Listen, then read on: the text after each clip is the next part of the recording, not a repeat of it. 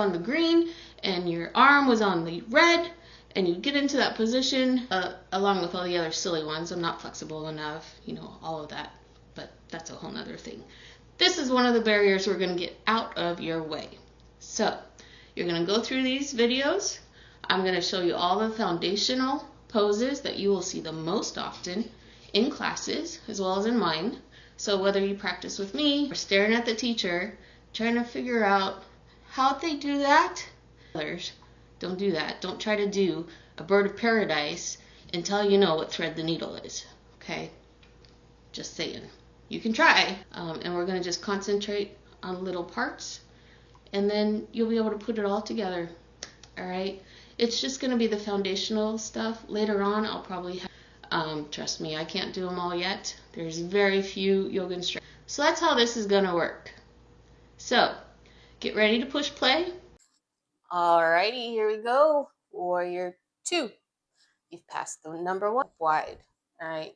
You won't usually do this in a class, but it's easiest to learn this going this way. Alright. So step nice and wide.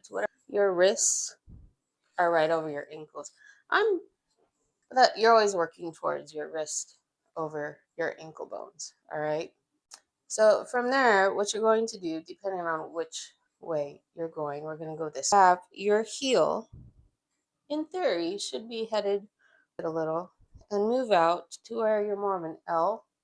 If they were to move to back in a little, it's all going to depend on how you feel. Okay? And it's pushing out. This thigh is pushing it out. It's in tight, but you're not pulling into straighten. But if you could, chest is going to be open, hips open. See.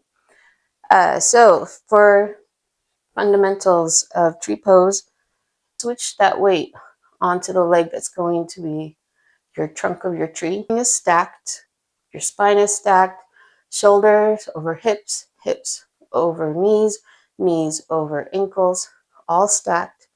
Lifting block. Slide that kickstand in and just start. They blow in the wind, all right? But you just want to kind of tighten everything up to on top of that block. This might be too high for you to start with. From here, you can build the block up to its height. You bring that kickstand in, and maybe you just start to slide it. You can do, all right? And it's okay if you fall out, like I'm doing. Try to bring that opening into your hips. And then you just do the same on the other side. I'm going back in your lunge, okay? One of the differences inside of that foot that's bent, better watch it, all right? And one of the ideas is that you can kind of, and what you're looking for, this knee is going to rock out a little.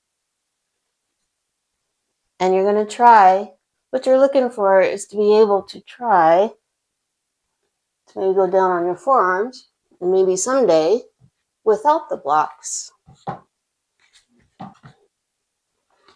Watch out. All the way. That's one of the things you work towards. The other is bringing that knee more and more forward and working down with that foot more and more forward. You're going, all right. But you just work your way. Let's get a little tougher. Chair pose, Utkatasana. Alright, get your feet nice and solid. Bring those toes.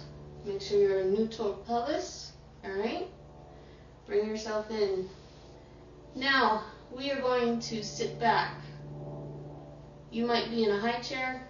You might be in a low chair. It's all going to depend on you. Alright? Sit a twerk. You need a bend where when you look down, you can still see your big toes. Alright? A hockey stick.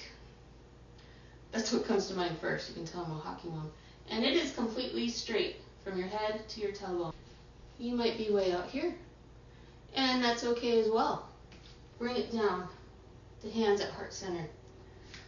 Now so you get that weight out of your toes. into the heels, into